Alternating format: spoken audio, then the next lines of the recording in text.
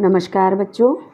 कल के वीडियो में मैंने आपको बताया कि हिमपात एक तरह से बर्फ़ के खंडों का अव्यवस्थित ढंग से गिरना है, जिसके कारण यह पर्वतारोहियों के लिए खतरनाक स्थिति उत्पन्न कर देता है।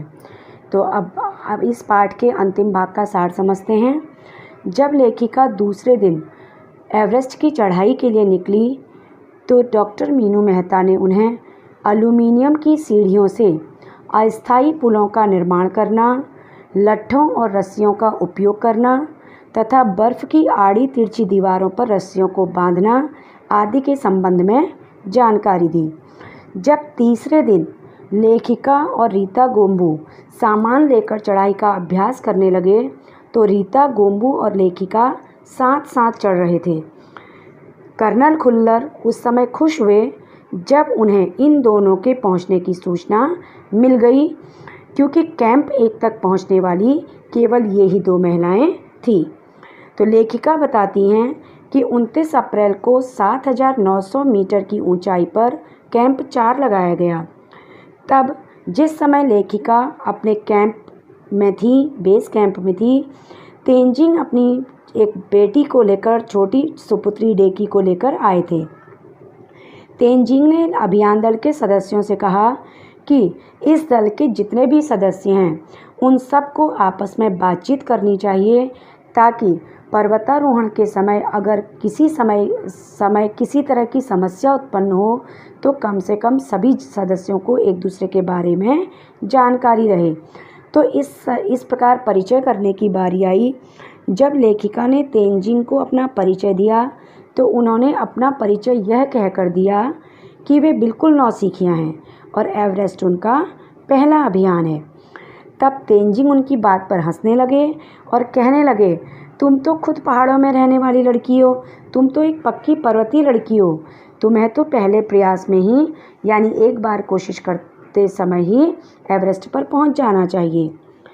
अब जब लेखिका 15-16 मई को सुंदर रंगीन लाइलॉन के बने अपने कैंप 3 में थी, लोब्सांग तशारिंग उनके कैंप में उनके साथ आराम कर रहे थे तथा अन्य जितने भी पर्वतारोही थे वे सब अलग अलग तंबुओं में आराम कर रहे थे, तो लगभग रात के 12:30 बजे अचानक कोई सख्त चीज़ लेखिका के सिर से टकरा गई, जिसके कारण उनकी नींद खुल गई और साथ में एक जोरदार धमाका भी हुआ। तभी लेखिका को महसूस हुआ कि एक कोई ठंडी चीज़ उनके शरीर को कुचलती हुई आगे निकल गई है और उन्हें सांस लेने में भी परेशानी होने लगी।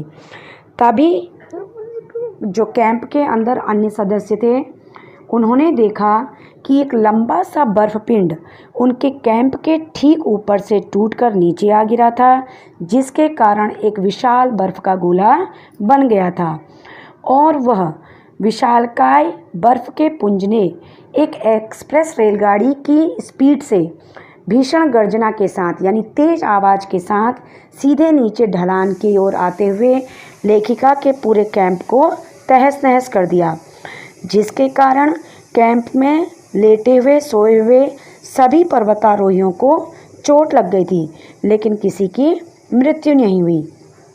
तभी उनका एक साथी लोब्सांग अपनी स्विस छुरी लेकर आया और उसने अपने उस चाकू की मदद से बर्फ़ को काटकर तंबू तक का रास्ता साफ करा और इस प्रकार उन्होंने लेखिका के चारों तरफ यानी जो लेखिका के शरीर पर बर्फ़ का पिंड गिर गया था उस पिंड के कड़े जमे हुए बर्फ़ की खुदाई की और लेखिका को बाहर निकाला। तो इस प्रकार अगले दिन 16 मई की प्रातः जब सुरक्षा दल के सदस्य आए तो उन्होंने देखा कि कई लोगों की चोटें लग गई हैं, कई शेरपा कुलियों की टांगें टूट गई हैं। तो उनमें से 1-2 को तो उन्होंने खुद के बनाए स्ट्रेचर पर लिटाया और उसे बेस कैंप पर लेकर आए। तो अगले दिन जब लेखिका साउथ कोल यानी कैंप 4 की चढ़ाई के लिए निकली तो उन्होंने अपने साथ खाना, कुकिंग गैस और कुछ ऑक्सीजन सिलेंडर साथ लिए तथा जय की और मीनू मेहता भी उनके साथ चले। अब लेखिका जब चढ़ते चढ़ते आगे निकल गई तो जय की और मीनू मेहता पीछे छूट गए। तब लेखिका को चिंता होने लगी, क्योंकि अगले दिन की चढ़ाई जो थी वो लेखिका ने जय की और मीनू मेहता के साथ ही करनी थी। अब लेखिका ने निश्चय किया कि वह अपने साथियों की मदद के लिए नीचे उतर कर जाएंगी। तब उन्होंने एक थर्मस में जूस और दूसरे थर्मस में गर्म चाय रखी और अपने साथियों की मदद के लिए नीचे उतर आई। तो इस प्रकार जब लेखिका अपने कैंप क्षेत्र से बाहर निकल कर आई तो अचानक उन्हीं की मुलाकात जो थी वो मीनू से हुई और मीनू ने उन्हें बताया कि जय और की अभी थोड़ा पीछे हैं।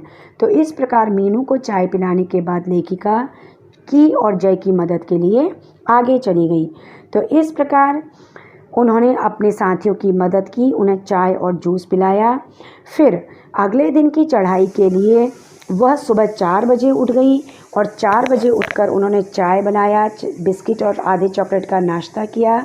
जब वह 5 बजे अपने तंबू से बाहर निकली तो उन्होंने देखा कि अंगदोर्जी बाहर खड़ा था और बाकी तंबुओं के आसपास कोई नहीं था। अंगदोर्जी ने लेखिका को बताया कि वो बिना ऑक्सीजन सिलेंडर के ही चढ़ाई करने वाला है और साथ ही अंगदोर्जी ने लेखिका से भी पूछा कि क्या वह अंगदोर्जी के साथ एवरेस्ट की चढ़ाई के लिए उनके साथ चलेंगी, क्योंकि बाकी दल के कोई भी सदस्य इतनी जल्दी सुबह चढ़ाई करने के लिए तैयार नहीं थे। अब लेखिका इस बात के लिए राजी हो गई। तो सुबह 6:20 पर अंगदोर्जी और लेखिका चढ़ाई के लिए निकल पड़े। उस समय हल्की हल्की हवाएं चल रही थी और ठंडी बहुत ज़्यादा हो रही थी। इसके बावजूद भी लेखिका को अंगदोर्जी के साथ चढ़ाई करने में किसी तरह की कोई परेशानी नहीं हुई। तो लेखिका ने देखा कि जमे हुए बर्फ़ की जो परत है वो चट्टानों पर ऐसी बिछी हुई है मानो शीशे की कोई चादरें बिछी हुई हों। तो इस सख्त बर्फ़ को काटकर रास्ता बनाने के लिए लेखिका को फावड़े का इस्तेमाल करना पड़ा।